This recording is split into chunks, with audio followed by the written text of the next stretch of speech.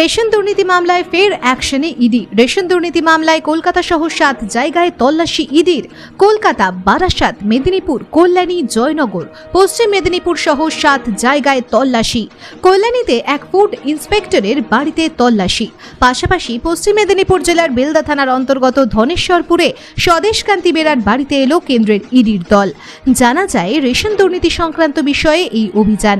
আজ প্রায় 11:30 নাগাদ তারা এসে পৌঁছয়। এখনো পর্যন্ত তারা ওই বাড়ির ভিতরেই রয়েছেন, কথা বলছেন বাড়ির সদস্যদের সঙ্গে।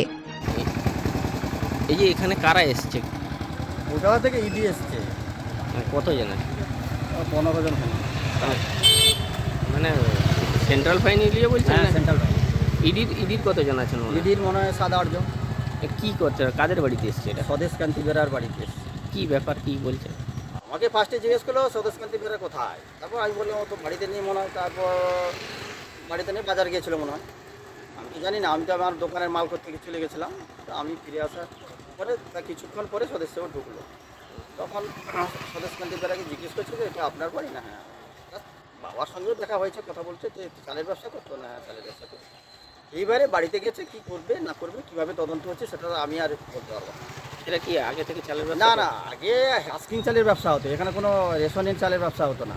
আচ্ছা। এখানে কোনো রেশন দুর্নীতির নয়, এটা হাস্কিং চালের ব্যবসা হতো। হাস্কিং চাল কিনে বর্ধমান পাঠাতো, সেই চালের ব্যবসা। এখানে কোনো রেশনের চালের ব্যবসা নেই। এখন কি চালের ব্যবসা করে? এখন চালের ব্যবসা তো করেই না, আমি জানি চালের ব্যবসা করে না। তবে আর কিভাবে কি হয় না হয়, কি ব্যবসা এখন কি করেন ওরা? এখন বাড়িতেই, এখন তো সবই তো বেকারত্ব। এখানে তো সার্ভিস না, সে তো সার্ভিস হোল্ডার নয় না, যে ওনারা কি service করে। অন্য কোনো ব্যবসা করছে না, না? অন্য ব্যবসা। আমি প্রথমে এইদিকে জিজ্ঞেস করলাম যে ওর এক ছেলে বাঁকুড়া কেন্দ্রীয় বিশ্ববিদ্যালয়ে যে পড়াশোনা করতো, কৃষি বিশ্ববিদ্যালয়ে, সেই ছেলের তদন্ত করতে এসছে নাকি।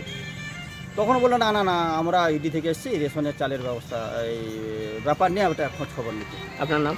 আমার নাম সীতানাথ প্রধান। আপনি কি এখানে থাকেন? হ্যাঁ, আমার এই তো একই তো বাড়ি, দুজনের মামা ভাগনা ভগ্নিপতি সবাই একসঙ্গে আপনি থাকি। কে হন তার? আমি মামা। যে যারা, আমাদের একটা প্লট, তাদের একটা প্লট, একই প্লটে দুটো ভাগ।